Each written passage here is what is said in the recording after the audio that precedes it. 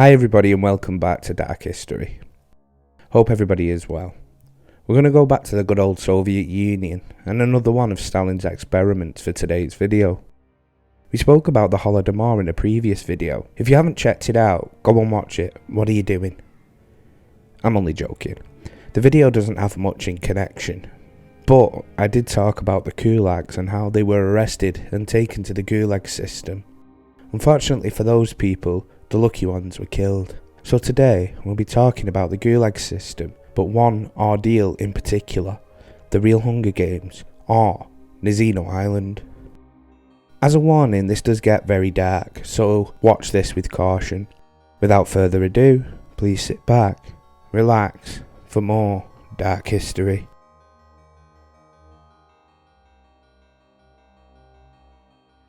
Now I know some people listening to this will have listened to the Holodomor episode and have heard me waffle on about the gulags and their plight in the Soviet Union at the time, but for those of you who haven't, I will give you a brief history. In 1929, Stalin faced an issue.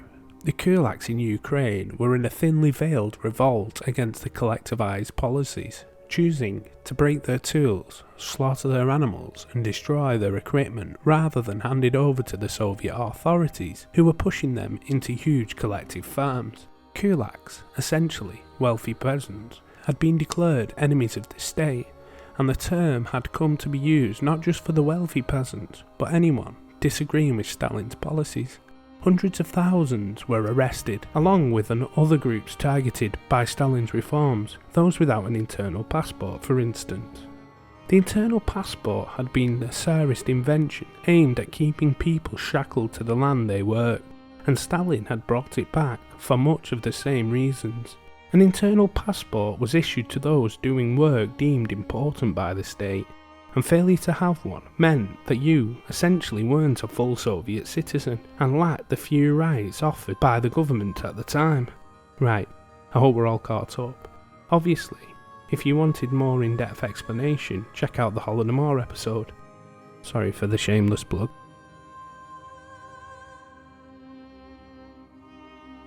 By 1933, it was all coming to a head. The Soviet Union gulag system was drowning in political dissidents, gulags, and other common criminals. A solution needed to be found, and Genrik Gogada had the solution, which was almost brilliant in its cynicism. The future head of the NKVD today is famous for a rise to the top, and then someone who Stalin got bored with and had shot. But at the time, he was the current leader of the utter mess that was the Collectivization campaign. The USSR needed to set up collective farms to pull themselves out of famine's grip, so why not condemn all the gulags to forced labour on collective farms? Easy. Resettling prisoners to work in some of Russia's most hostile lands would both punish them and provide for the struggling USSR. Give them tools and make them build their own self-sustaining farms. With all these farms, the famine would be solved, and the harsh Siberian weather would provide the punishment.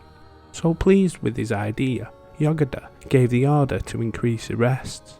Suddenly, minor offences, like the previously mentioned lack of a passport, meant certain arrest. And with such high police quotas, and the threat of arrest if they weren't met, people were simply abducted off the streets. Gogada acted so quickly that he didn't even obtain Stalin's seal of approval. One account of this vertical legal system comes from Kuzma Salnikov, a married miner from Novokonnetsk. Kuzma was a staunch communist. Then, one day, he happened to go to the market without his internal passport, just as the police sealed off the building. He was deported from his own city without a chance to even inform his wife. He never saw her or his 2 kids again. Just a quick caveat here, remember this man's name. Unfortunately, the story of Salnikov was just one of many.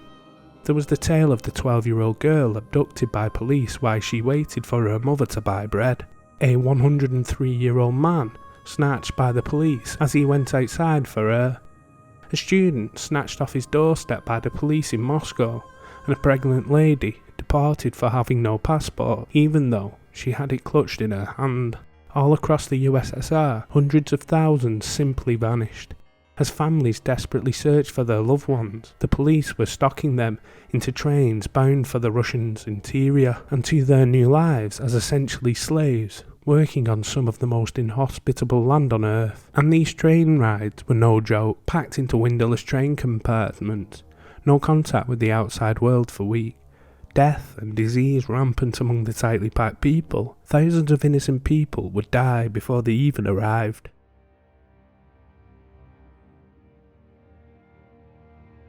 The issues talked about in these sections are quite disturbing, so please listen with caution. Given the immense cruelty inflicted, you would be forgiven to believe that the Soviet system was a fine-tuned machine of repression. But it wasn't the case. The Siberian officials weren't even informed that they were about to receive thousands of prisoners until the first trains appeared. Imagine the surprise when in April of 1933, 25,000 people arrived in the rural and remote city of Tomsk, situated in the Tomsk Oblast, in the centre of Russia. The officials in Tomsk must have been like, what do we do now? You see, Yagada, in his brilliance, implemented his quotas so fast that he let the logistics of it all get bogged down in red tape. Tomsk was underprepared for such a huge influx of people, and as we all know, Stalin was never a forgiving man. Officials were terrified that Joseph would go on one of his infamous festivals of mass execution of party officials and hold it all in Siberia. By May of 1933, Tomsk held 90,000 prisoners, but yet to receive any wisdom on what to do with them, so officials began to send them out into the wilderness. The first 5,000 prisoners and 50 guards were loaded onto 4 barges meant to haul timber and sent downriver to begin the 800-kilometre or 497-mile journey down the Ob River, bound for the island of Nazino. Like any journey of these poor people, it was going to be torturous. They were kept below deck. The river was still choked with ice, and in that area of Siberia, it was ravaged with severe snowstorms. By the time these people reached the island on the 18th of May, 1933, 27 people, already weak from sickness and hunger, had died on the journey. They would be the first of many lives that this doomed experiment would claim. And for what was about to come, they were probably the luckiest 27 people the world has ever seen, as the rest would see what hell was truly like.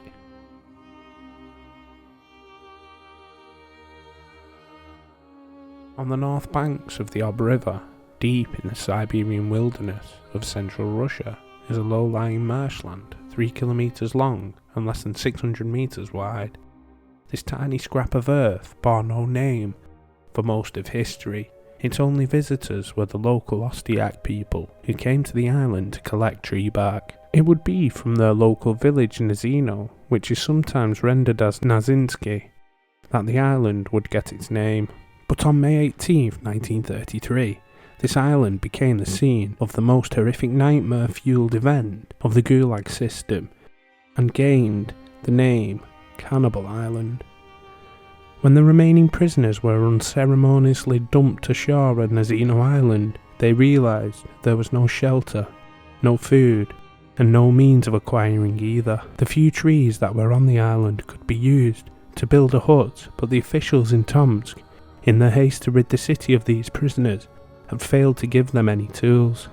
Here they stood on a desolate island, which was covered in a blanket of snow. As night set in, no way of making shelter or a fire.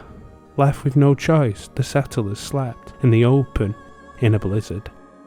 At the dawn of May the 19th, 1933, the night had claimed another 295 souls, so beginning a fight for survival that would make the Hunger Games look like a game of tag.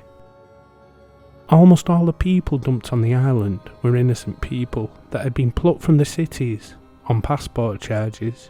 They had none of the agricultural skills that real kulaks had, or any of the survival skills necessary to combat such a harsh environment. This would become a real problem, as the stocks of bread they had been given on the barges had run out, and the guards couldn't be bothered to bake the bread with the flour they had brought and deliver it to the island.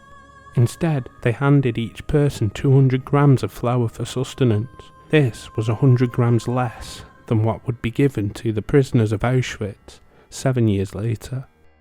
Already starving, many of the prisoners mixed the raw flour with filthy river water, leading to dysentery outbreaks sweeping through the island and killing even more people, and scarily, this was only the second day.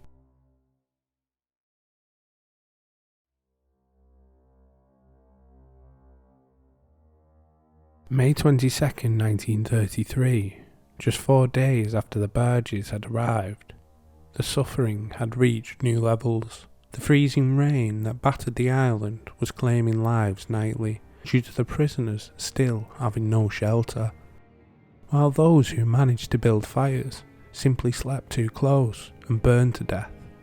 To compound this misery, the guards, who had set up a camp off the island, hadn't returned to give the people any more flour. At this point, the people, who were just clinging to their humanity, mustered enough strength to hold a protest and started a riot. They made enough noise that the guards began to sail to the island to see what was going on. When the prisoners said they wanted food, the guards duly obliged their request, but not on a person-by-person basis. Instead, the remaining people would have to organise themselves into groups of 150 people. Each group would elect a leader, and that man would have the responsibility of distributing the rations. At this point, any solidarity left on the island was crushed, because among the settlers were a minority of violent and outright sociopathic people. These people presented themselves as different group leaders. The guards just shrugged and handed the flour to them, so the process began of starving to death for the majority of people. Now I can hear the cries of why not just escape. The guards weren't actually on the island, they were on the mainland, so to speak, living it up in their camps. And the answer is, they did try. Remember Kuzman Salnikov? See, I told you to remember him. Well, Kuzman, in the early days, mustered up what little strength he had, jumped into the frigid Ob River, and swam to the opposite bank, and escaped into the harsh wilderness. Miraculously, he managed to find a collective farm, and lived out his days. But Salnikov was the exception to the rule. Most people who braved the Ob River drowned, or they made it to the banks and were shot dead by the guards. And well, if you were lucky enough, or unlucky enough, to make it past all of that, the well-fed guards would hunt you down with dogs for sport. This brings us neatly to the cruelty the guards inflicted on the already desperate people of Cannibal Island. From the patrol barges, the guards would get blind drunk, go on deck and shoot any prisoner they saw just for target practice. Other times they would sail into the island with a hunk of bread, hurl it into a crowd of people and watch them tear each other apart for the scrap of food. Of course, there were young women on the island. Guards would trade food for sex, and others would get the criminal aspect of the island to rip the gold teeth out of prisoners in exchange for cigarettes and food. Now if the guards would have just dropped these people off and left, it would have been a hellhole. But by staying, they made it into a deluge of cruelty and misery, and compounded an already desperate situation into an all-out free-for-all of death.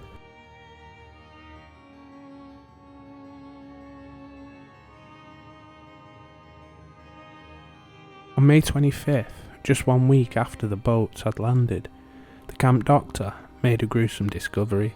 During the autopsy of 5 prisoners, he discovered the first signs of cannibalism on their bodies. When he relayed his findings to the officials back in Tomsk, he was told that the prisoners were all degenerate and obviously cannibals by nature. Not 2 days later, a further 1,000 prisoners were sent to the island. Did they bring any food or tools with them? Well, what do you think? By now, all humanity had left that shred of land. Gangs of stronger prisoners roamed around, terrorising the weaker people. Murdering for food became commonplace, and this still was not enough. As a cold June crept in, the survivors did the only thing they could do to stay alive. They began to eat the bodies that littered the ground. Now, I could tell you the gruesome facts of this ordeal, but I don't think it would hold much weight, so I can give you some accounts of what happened and let the people speak for themselves. One prisoner, who after this ordeal was over, was questioned by officials about his part in the taboo of eating human flesh. It was simple. Just like shashlik, We made skewers with willow branches, cut into pieces, and roasted it over the campfire.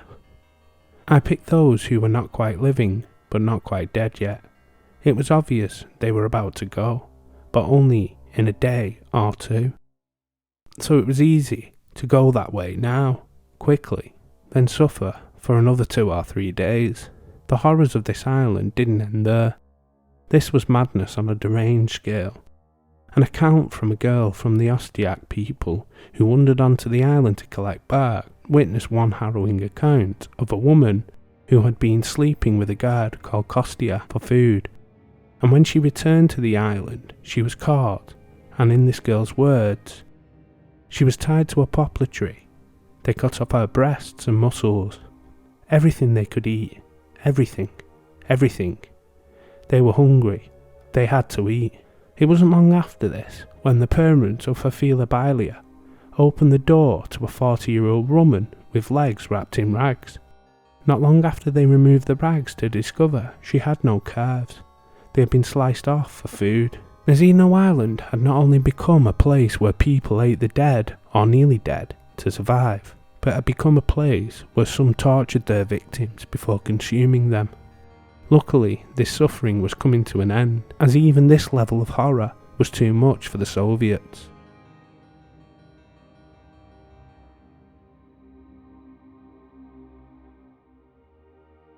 By mid-June, the Tomsk officials abruptly ended the month-long horror show.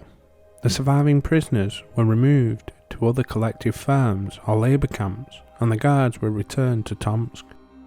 In total, 6,700 people endured the horrendous month-long ordeal on Cannibal Island, with 2,200 surviving. The other 4,500 perished, killed by the elements, or were straight up murdered.